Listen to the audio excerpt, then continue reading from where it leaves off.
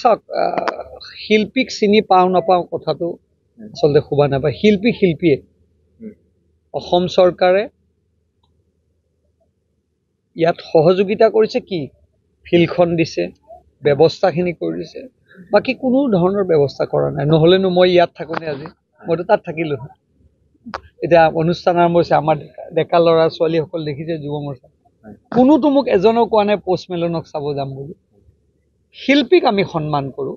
যদি এখন দেশৰ শিল্পী আমাৰ অসমলৈ নাহে, অসমখনৰ কথা কেনেকৈ জানিব?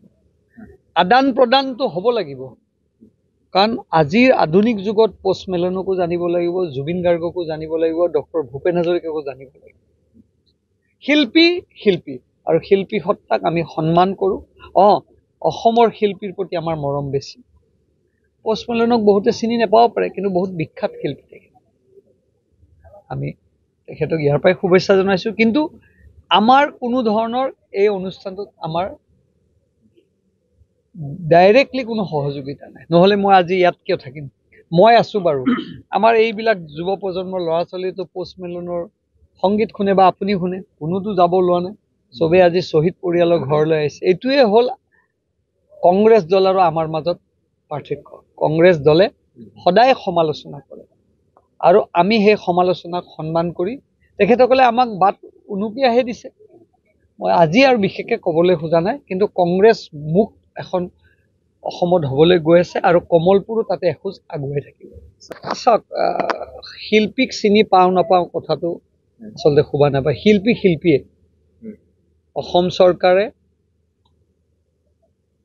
ইয়াত সহযোগিতা কৰিছে কি ফিল্ডখন দিছে, ব্যৱস্থাখিনি কৰিছে, বাকী কোনো ধৰণৰ ব্যৱস্থা কৰা নাই। নহ'লেনো মই ইয়াত থাকোঁনে আজি, মইতো তাত থাকিলোঁ। এতিয়া অনুষ্ঠান আৰম্ভ হৈছে, আমাৰ ডেকা ল'ৰা ছোৱালীসকল দেখিছে যুৱ মৰ্চা, কোনোতো মোক এজনেও কোৱা নাই পষ্টমেলনক চাব যাম বুলি। শিল্পীক আমি সন্মান কৰোঁ। যদি এখন দেশৰ শিল্পী আমাৰ অসমলৈ নাহে, অসমখনৰ কথা কেনেকৈ জানিব? আদান প্ৰদানটো হ'ব লাগিব, কাৰণ আজিৰ আধুনিক যুগত পষ্টমেলনকো জানিব লাগিব, জুবিন গাৰ্গকো জানিব লাগিব, ডক্টৰ ভূপেন হাজৰিকাকো জানিব লাগিব।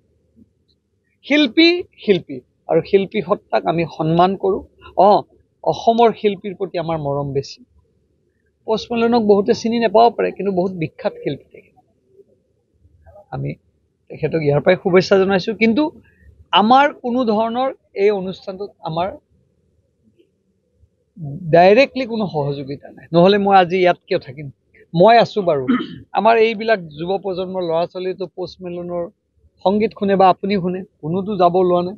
চবেই আজি শ্বহীদ পৰিয়ালৰ ঘৰলৈ আহিছে। এইটোৱে হ'ল কংগ্ৰেছ দল আৰু আমাৰ মাজত পাৰ্থক্য। কংগ্ৰেছ দলে সদায় সমালোচনা কৰে, আৰু আমি সেই সমালোচনাক সন্মান কৰি তেখেতসকলে আমাক বাট উনুকিয়াহে দিছে। মই আজি আৰু বিশেষকৈ ক'বলৈ খোজা নাই, কিন্তু কংগ্ৰেছ মুখ এখন অসমত হ'বলৈ গৈ আছে, আৰু কমলপুৰো তাতে এখোজ আগুৱাই থাকিব।